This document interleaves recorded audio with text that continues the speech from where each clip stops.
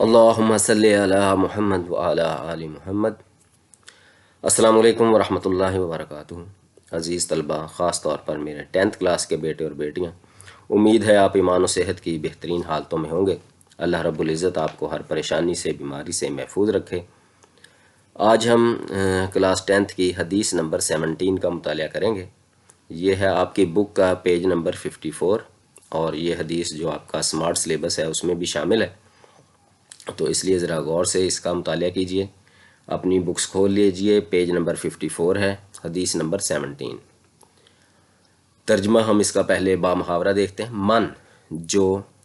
حج البیت، حج کرے بیت کا، یعنی یہاں سے بیت اللہ مراد ہے، اللہ کے گھر کا۔ فقضا، پس اس نے کیے، ادا کیے یا پورے کیے۔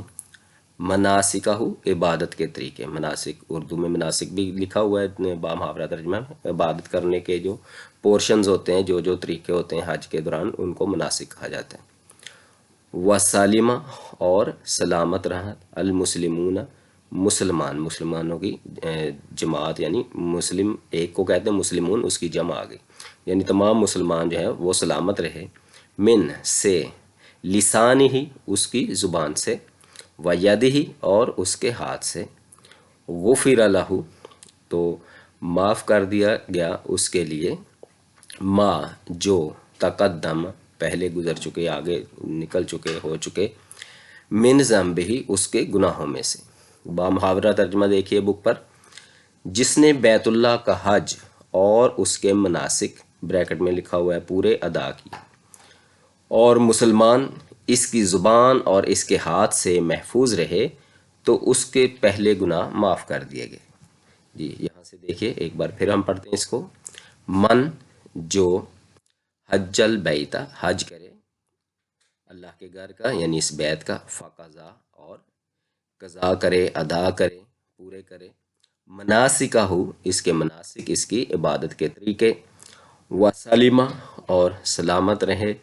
المسلمون، مسلمان، من، سے، لسان ہی، اس کی زبان سے، وید ہی، اور اس کے ہاتھ سے، غفر لہ،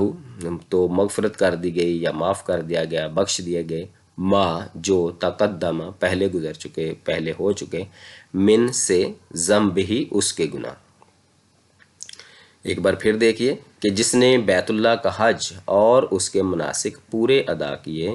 اور مسلمان اس کی زبان اور اس کے ہاتھ سے محفوظ رہے، تو اس کے پہلے گناہ معاف کر دیے گئے۔ تشریح سب سے پہلے آپ نے بک والی تحریر کرنی ہے۔ دیکھیں یہاں کیا لکھا ہوا جی۔ حج بھی اسلام کا ایک اہم رکن ہے۔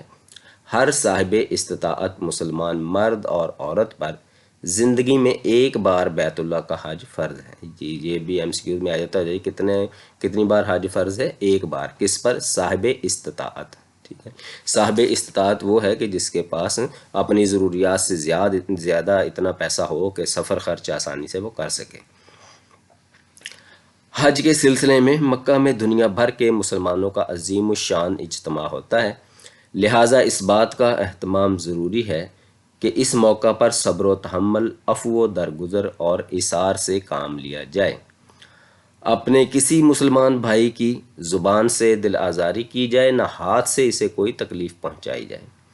اس حدیث میں یہی بات کہی گئی ہے کہ جو حج اس اہتمام سے کیا جائے گا، اس کے نتیجے میں انسان کے پچھلے تمام گناہ معاف کر دیے جائیں گے۔ جی یہ تو ہو گئی آپ کی بک والی تشریح۔ اب ہم دیکھتے ہیں کہ مزید ہم اس تشریح کو کیسے جو ہے وہ لمبا کر سکتے ہیں۔ اگر یہ حدیث آ جائے 3 نمبر کے لیے، تو پھر ہم نے وہاں کیا کیا لکھنا ہے۔ ٹھیک ہے جی، تو نبی پاک صلی اللہ علیہ وسلم کی ایک مشہور حدیث بھی ہے، عام ہم اکثر سنتے رہتے ہیں کہ المسلم من سلم المسلمون من لسانہ و یدہ، کہ مسلمان تو ہے ہی وہ کہ دوسرے مسلمان جس کے ہاتھ اور زبان سے محفوظ رہیں۔ ٹھیک ہے جی، اس حدیث کو بھی عربی آتی ہو تو آپ عربی لکھ لیں، نہ آتی ہو تو اس کا ترجمہ بھی اس حدیث کی تشریح میں لکھ سکتے ہیں کہ سرکار دو عالم صلی اللہ علیہ وسلم کا فرمان ہے، فرمان علی شان ہے کہ مسلمان وہ ہے کہ جس کے ہاتھ اور زبان سے مسلمان محفوظ رہیں۔ تو یہاں بھی دیکھیے کہ حج جیسی جو عظیم عبادت ہے، اس کی قبولیت کے سلسلے میں بھی اللہ رب العزت نے اور پیارے رسول صلی اللہ علیہ وسلم نے جو شرط لگائی ہے وہ کیا ہے کہ مسلمان جو ہے دوسرے، وہ آپ کی ہاتھ اور زبان سے محفوظ رہنے چاہیے، ٹھیک ہے جی۔ وہاں رش ہے، وہاں سب کو بھاگم دوڑ پڑی ہوتی ہے، اب سب کو اپنی اپنی ہوتی ہے اور رش بھی ہوتا ہے، تو ان حالات میں بھی اپنے اوپر کنٹرول رکھنا ہے۔ اگر کسی سے کوئی دھکا لگ جائے تو اس کو کوئی گالی گلوچ نہیں کرنی، بلکہ درگزر کا معاملہ کرنا ہے، اور ہاتھ سے بھی خود کسی کو دھکے نہیں دینے۔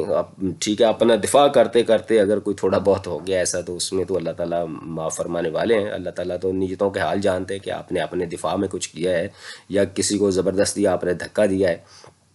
تو ہم یہی سوچتے اور سمجھتے اور سنتے ہیں کہ جس نے حج کر لیا نا اس کے تمام گناہ معاف ہو گئے، لیکن یہاں دیکھیں کہ نبی مہربان صلی اللہ علیہ وسلم نے اس کو مشروط فرمایا۔ ایسے نہیں ہے کہ بس حج کر لیا ہے تو آپ جی ایسے دودھ کے دھلے ہوئے آگے ہیں،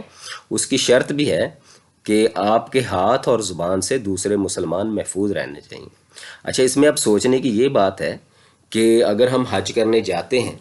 اور یہاں پہلے سے ہی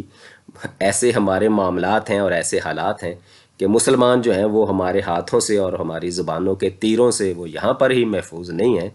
تو پھر ہمیں سوچنا چاہیے اور حج کرنے جانے سے پہلے اپنے معاملات کو ٹھیک کرنا چاہیے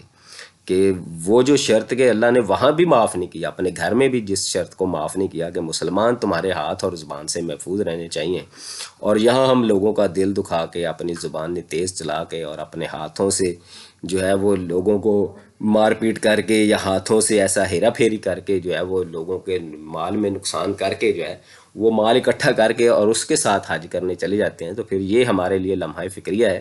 کہ ایسی چیز سرکار دو عالم صلی اللہ علیہ وسلم نے تو وہاں پر بھی کہا کہ اگر یہ کام آپ کرو گے، ہاتھ اور زبان سے دوسرے مسلمان محفوظ نہیں رہیں گے، تو پھر آپ کا حج جو ہے وہ قبولیت کے مقام تک نہیں پہنچ سکے گا، آپ کے جو پرانے گناہ ہیں وہ معاف نہیں ہو سکیں گے۔ تو اس لیے ہمیں ہر وقت یہ صرف یہی نہیں کہ حج کے موقع پر ہی ہم نے اس بات کا اہتمام کرنا ہے کہ اپنی زبان کو اور ہاتھوں کو کنٹرول رکھنا ہے، یہ 24 گھنٹے کی زندگی میں، جس طرح پہلے بھی عرض کیا کہ نبی پاک صلی اللہ علیہ وسلم کا فرمان عالی شان ہے کہ المسلم من سلم المسلمون من لسانہ و یدہ، کہ مسلمان تو ہے ہی وہ کہ جس کے ہاتھ اور زبان سے دوسرے مسلمان جو ہیں وہ محفوظ رہتے ہیں۔ اچھا، اس حدیث کی تشریح میں آپ بالکل اینڈ والی حدیث نمبر 20 جو ہے آپ کے پیج نمبر 55 پر اس کا بھی حوالہ دے سکتے ہیں کہ نبی پاک صلی اللہ علیہ وسلم کا فرمان عالی شان ہے خیر الناس من ینفع الناس، کہ لوگوں میں سب سے اچھا تو وہ ہے جو لوگوں کو نفع پہنچاتا ہے، یعنی جس کی ذات سے جس کی شخصیت سے لوگوں کو نفع پہنچتا ہے وہ اللہ کے اور رسول کے نزدیک سب سے اچھا انسان ہے۔ تو اس کے الٹ بالکل کہ جس کے ہاتھوں اور زبان سے لوگوں کو نقصان پہنچے وہ اللہ اور رسول کا پسندیدہ بندہ کیسے ہو سکتا ہے؟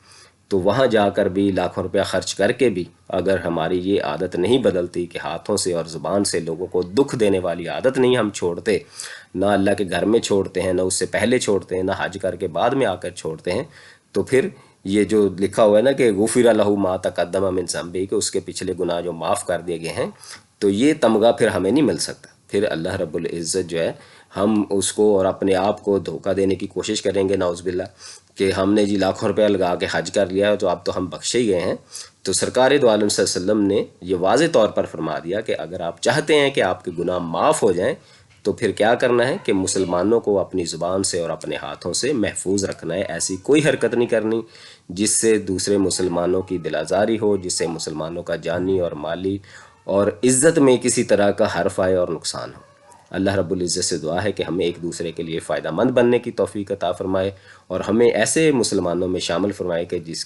جن کے ہاتھ اور زبان سے کسی کو نقصان نہ پہنچے، بلکہ حتی المقدور جتنا ہو سکے ہم دوسروں کو فائدہ پہنچانے والے بنیں۔ ویڈیو کو لائک کیجئے، سبسکرائب کیجئے چینل کو، اور اس کو آگے شیئر کیجئے تاکہ نیکی کے اس کام میں ہم آگے سے آگے ایک دوسرے کے ساتھ تعاون کر سکیں۔ والسلام علیکم ورحمۃ اللہ وبرکاتہ۔